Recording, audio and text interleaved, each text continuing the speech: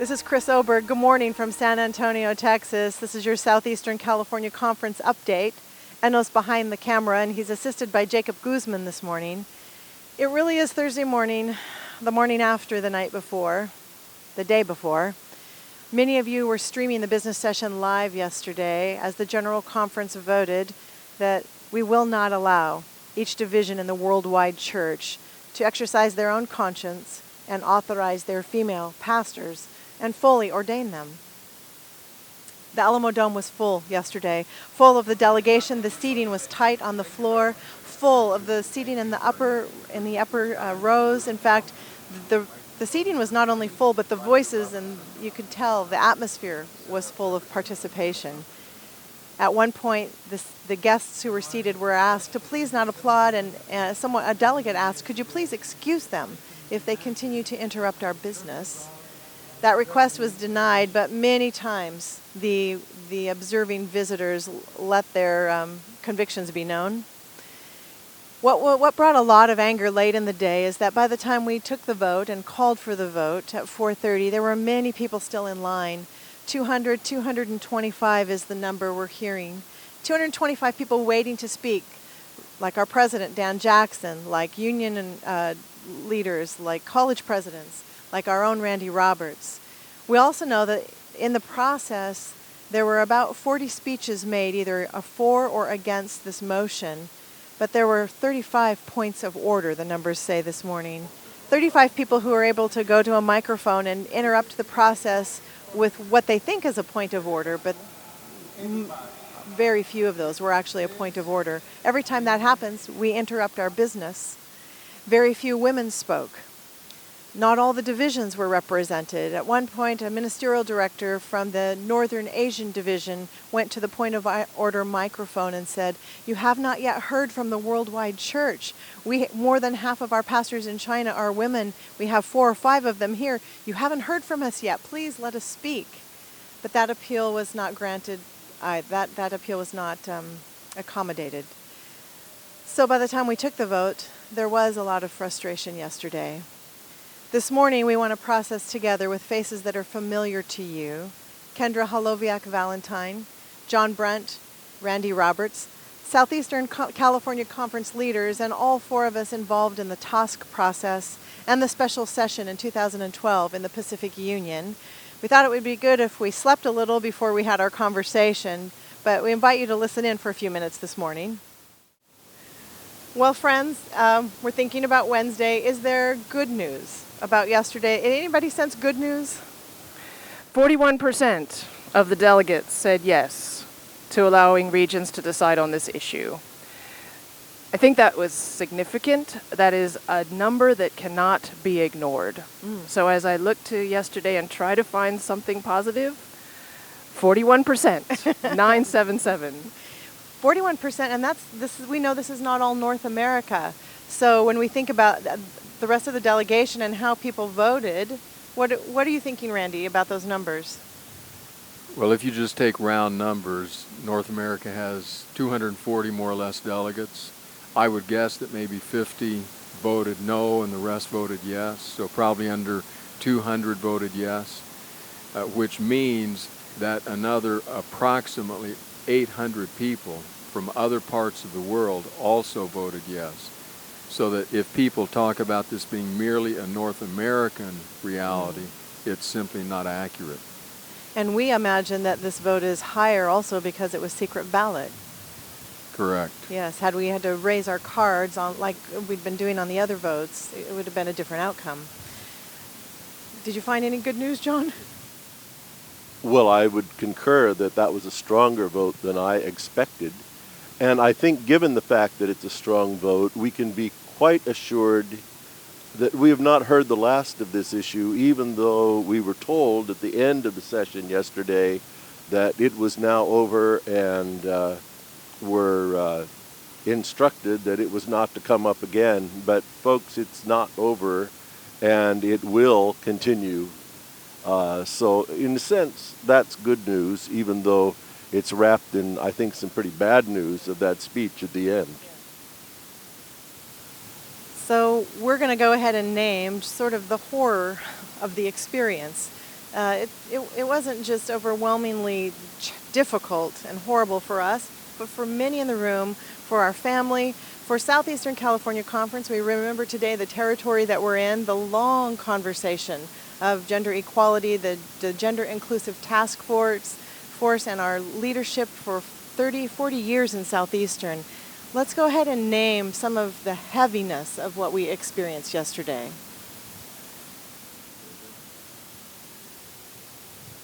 It's hard to talk about still.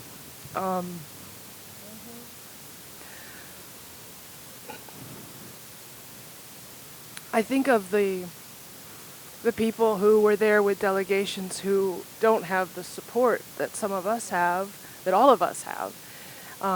And so I feel for some of those delegates that are returning home to regions where they don't have the support.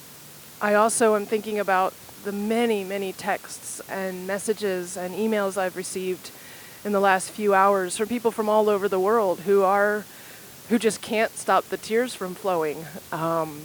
And if that's the way you're feeling this morning, please know you're not alone.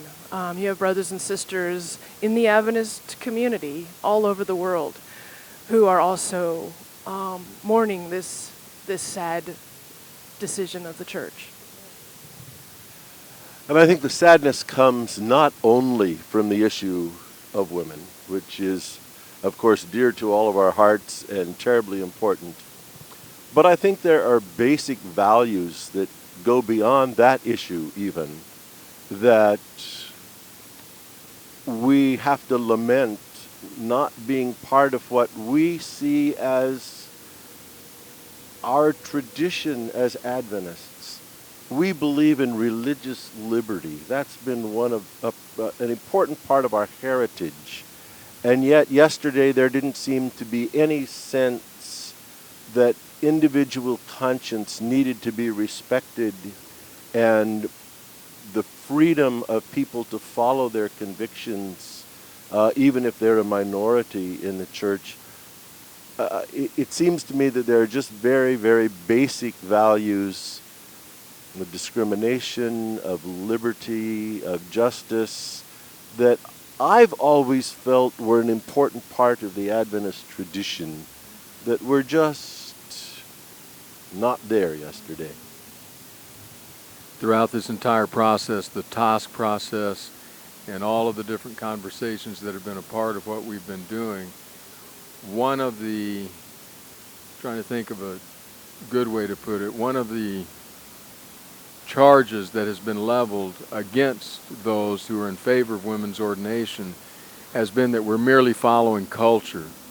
Although I sat and listened carefully in the task process, and I don't recall any speaker ever having made even a single reference to that for those who are in favor of women's ordination. But what I'm seeing in my church, and what I saw yesterday, and what I have observed over recent months in the last 2 or 3 years, is that our church as a whole, and certainly in its leadership, is increasingly reflecting culture. Because if you were to ask me what is the single most notable characteristic of culture in America in our day and time, I would say it's that we're polarized, is that we are in the extremes. And it was clearly evident to me yesterday that the Seventh-day Adventist Church is a reflection of culture. We are absolutely polarized. And if I could add one more piece to that, I would say my observation over my adult years has been that the most successful presidents in U.S., not history, but during those years, have been those who may have been elected by one side but governed from the middle, moved toward the middle and unified the country. The ones who have been the least successful have been those who have governed from one extreme or the other because they have polarized the country. And I think we're seeing that in our church. We're a reflection of culture. I think it's helpful also to remember what was voted yesterday.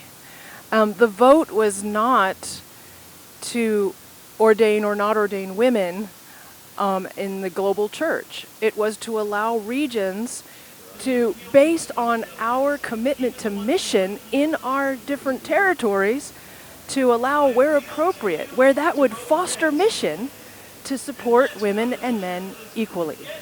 And so, to me, it's a tragic vote from that perspective, too. It feels like the church is willing to say no Right. to mission in certain parts of the Right. world. It does feel like being held hostage. I think we should note what Randy just said about the polarization. We know that it's inside North America as well as all across the region. We felt that yesterday.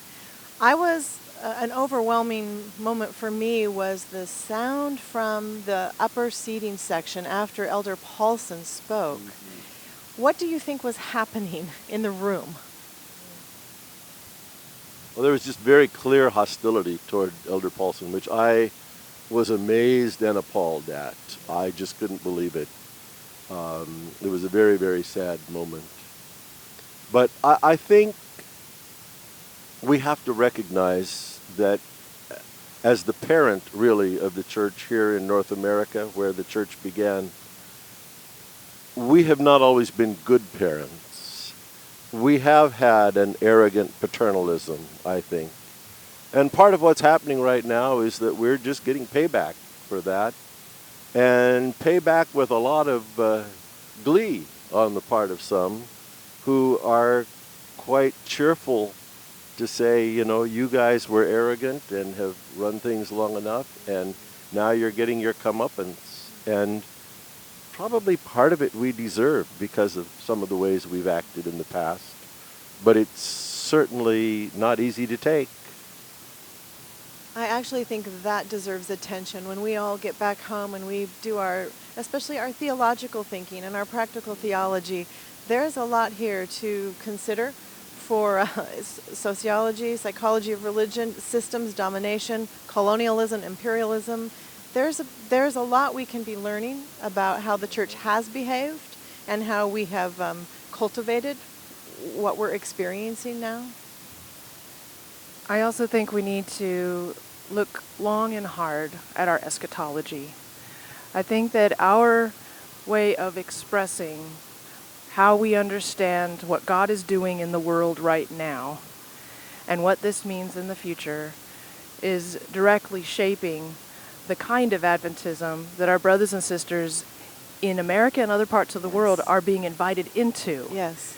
And what does that mean for the church that we want to be? Yes. So we saw and felt a church yesterday that didn't feel like our church. It didn't, theologically, for sure. What else would you add about yesterday's experience? Well, it was a reminder to me of a statement made by a pastor whom I appreciate a lot, Bill Hybels, who says the local church is the hope of the world. And it just reminded me that we are a global community. That's a fair statement. But at the same time, we will go back to our local churches, and church is where those relationships happen. It's where ministry colleagues work together. I love and value my staff. I love and value the women on my staff. Nothing is going to change there. We're going to keep doing the work of the gospel, continue to do all that we can, all in our ability, to be faithful to Jesus in our context, to preach His word, to love our community. That's church. And so yesterday was a reminder that I'm deeply thankful for my community, the Loma Linda University Church. We do need to maybe mention that the North American Division was quick to pull us all together. We were all getting messages late in the day, come to a certain room at a certain time, that Elder Jackson and the administrative team wanted to address us. And they're sending a loud message of support and commitment that they're not going back in North America. This doesn't reverse any prior commitments. We remember today, business is beginning now. In just another hour, can you believe it? This delegation is going to go back to business. Nobody really feels like going back to work today. In fact, that was commented on many times yesterday. The vote showed overwhelmingly that the delegation was present. And we've had votes prior where we had only 1,000 people voting on Sunday on church manual changes, less than half of the delegation. So we're all going back to work today, and knowing that Wednesday is over and Thursday is a new morning, and remembering that the church is church for all of us, that there isn't something that can be voted in a business session that contains or controls the Spirit. The Spirit actually gets to be the Spirit today. The Spirit of you and the Spirit of your community and your family and your church and your school. When John spoke to Nicodemus, he warned Nicodemus, the Spirit's going to blow. The Spirit's going to blow. It's a good thing for us to remember in San Antonio. Wherever you are this morning listening, be well.